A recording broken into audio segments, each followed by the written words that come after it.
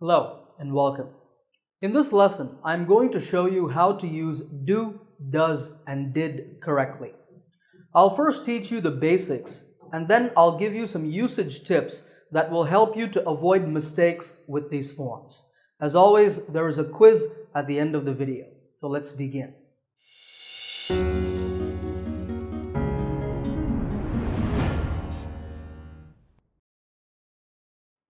Before we talk about the uses of do, does, and did, you need to know the basic grammar rule with these forms.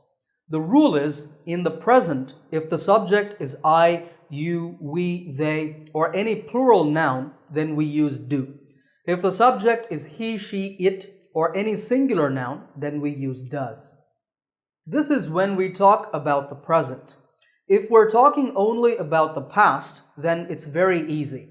For any subject, we use did. All right, let's do a quick test. In the present, what do we use with I, you, we, they, or a plural? We use do. And with he, she, it, or a singular noun, we use does. What about in the past? For any subject, we use did. Okay, let's now talk about the first use of these three forms. This is in making negative sentences. To understand this, let's first take a positive sentence. I like ice cream. What is the verb here? It's like. This is called the main verb because it has the main meaning in the sentence. So let's make this negative. In English, the rule for making negative sentences is that we add not to the helping verb in the sentence. But wait. There's only one verb here, like, which is the main verb. There is no other helping verb.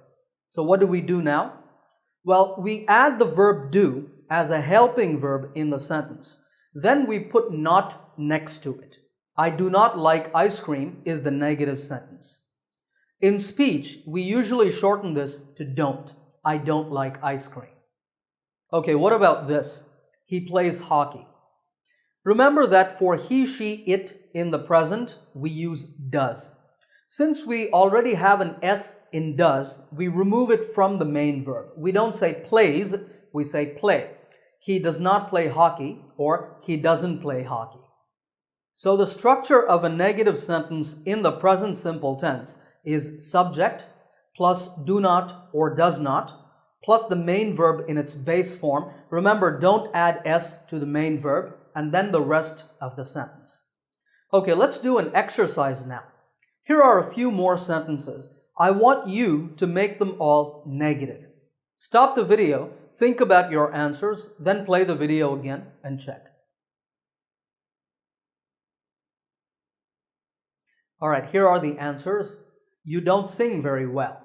We don't travel to South Korea every year. They don't live in a big house. She doesn't want a new washing machine. That piano doesn't look old. Good. Now, these sentences are all in the present tense. Let's quickly talk about what happens when we have past tense sentences. Do you remember the rule for the past tense? That's right. We use did for all subjects. So we just say did not or didn't plus the main verb in its base form. So here are the past tense negative sentences. I've made some slight changes to make them sound natural. If you want, stop the video, read these sentences, and make sure you understand. So this is the first use of do, does, and did, making negative sentences. Let's now move on to the second use, and this is in making questions. Here's an example. I look good in this shirt. Let's make this a question. Once again, the rule is that we need an auxiliary or a helping verb for this. Since the sentence doesn't have a helping verb, we're going to use do. In questions, we put the helping verb right at the beginning of the sentence. So the structure for present simple tense questions is do or does plus the subject plus the main verb in its base form and then the rest of the sentence. So, do I look good in the shirt is the correct form. In this sentence, the main verb is look. Now, just a quick tip, when you write, don't forget to add the question mark to the end of a question. And here's another example. He walks to school. How do we change this into a question? This time we use does because the subject is he. So does he walk to school is the question. All right, I have another exercise for you. Here are some more sentences. Stop the video, make questions out of these sentences, then play the video again and check. All right, here are the answers. Do you speak English? Do we have any homework for tomorrow?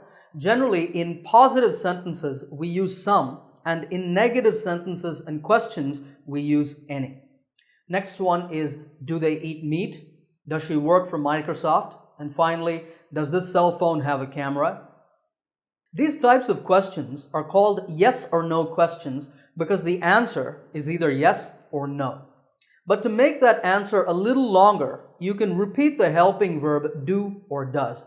For example, do I look good in this shirt? Yes, you do, or no, you don't, sorry. Do you speak English? Yes, I do, or no, I don't. Does he walk to school? Yes, he does, or no, he doesn't. Now, if a question asks about the past, you would use did. Yes, I did, no, he didn't, and so on. This type of short answer to a yes or no question is very common in real-life conversations. Another type of question is one that asks for information using a question word or phrase like what, when, where, why, how much, etc. Just put this word or phrase at the beginning of the sentence before do or does. So, how do I look in the shirt? How many languages do you speak? What homework do we have for tomorrow? Why don't they eat meat? What time does he leave for school? Where does she work? What kind of camera does this cell phone have? Etc. Okay, let's get back to our original questions. Now, all of these are positive. Do you know how to make the questions negative? Just add not before the main verb, like you see on the screen. Do I not look good in this shirt? Do you not speak English?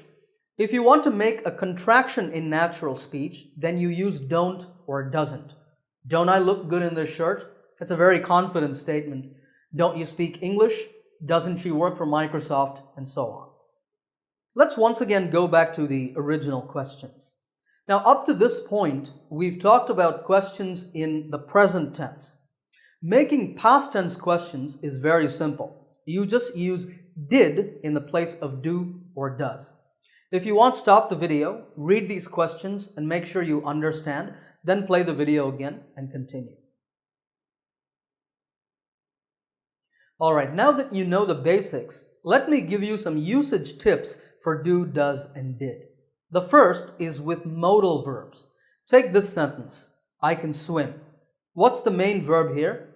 It's swim. Is there a helping verb? Yes, the verb can is the helping verb. So to make this sentence negative, you should not add do to the sentence. I don't can swim is not correct because the rule is that you add the not to the helping verb. This sentence already has a helping verb, can. So you can just say cannot or can't. I can't swim. To make a question, once again, use the modal verb. Can you swim? It's the same thing with all the other modal verbs. Can, could, will, would, shall, should, may, might, and must. Use the modal verb itself to make questions and negatives. Okay, that's the first point. The second point is the case of the verb be. This verb is a special case because it's the only verb in the English language that needs no helping verb. For example, I am a teacher. Am is just a present tense form of be. To make this negative, you should not add don't. Instead, you just say, I am not a teacher or I'm not a teacher. To make this a question, you again use the verb be itself. Are you a teacher? So with any present or past form of be, that is am, is, are, was, or were, you can add not right after it to make a negative. Or you can put the form at the start of a sentence to make a question. Okay, point number 3 is the double do. What's the double do? Well, we know that every sentence has a main verb. In some sentences, do itself is the main verb. This is when we want to use do to mean simply to perform some action. For example, I do a lot of traveling in my free time. Notice that do is the main verb here. So how do we make this a negative? Well, the rule is the same. There's no helping verb, so we add another do and then put not next to it. I don't do a lot of traveling in my free time. So what would the question form be? It would be, do you do a lot of traveling in your free time? This type of double do is correct. Here's another example. He always does his homework on time. Can you make a negative statement and a question from this? Pause the video, think about it, then play the video again and check. The negative would be, he doesn't always do his homework on time. And the question is, does he always do his homework on time? Did you get them right? Of course, you can easily convert the sentences to the past tense by changing do or does to did. Alright, let's turn to the last usage tip, and that is using do for emphasis. You may have seen these types of sentences. I do have a car. She does speak French. I did send you the email, and so on. Are these forms correct? Yes, but only in one situation, when we want to add emphasis or force to the sentence. Imagine that I'm talking to my friend and I say, I have a car. My friend says, you're lying, you don't have a car. That's a stupid thing to say, but imagine my friend says that. So I get angry that my friend just called me a liar and I say, no, I'm not lying, I do have a car. So that do just adds emphasis or force to the sentence. But remember that in normal conversations, we don't use do in positive statements like this. We just say, I have a car. Similarly, with the second sentence, one person says she doesn't speak French. Another person says she does speak French to give it force. The normal sentence for everyday conversation is she speaks French. Now, notice that we're saying does because of the subject, she. And also we remove the S from the main verb because that S is in does. Next, imagine that I'm having a conversation with my boss. My boss says, I told you to send me that email yesterday, but you didn't. And I say, no boss, I did send you the email. So that's how we use it in the past tense. Remember, normally we just say, I sent you the email. Okay, those are all the usage tips, and if you're ready, it's now time for the quiz. There are 8 sentences on the screen. In each one, I want you to change the sentence according to the instruction inside the round brackets. If it says change to negative, then make a negative sentence. If it says change to question, then make a question out of that sentence. Stop the video, think about your answers, then play the video again and check. Alright, here are the answers. How many did you get right? Let me know in the comments section below. If you liked this video, give it a thumbs up by hitting the like button. If you're new to my channel, make sure to click that subscribe button to get my latest lessons right here on YouTube. Happy learning, and I will see you in another lesson soon.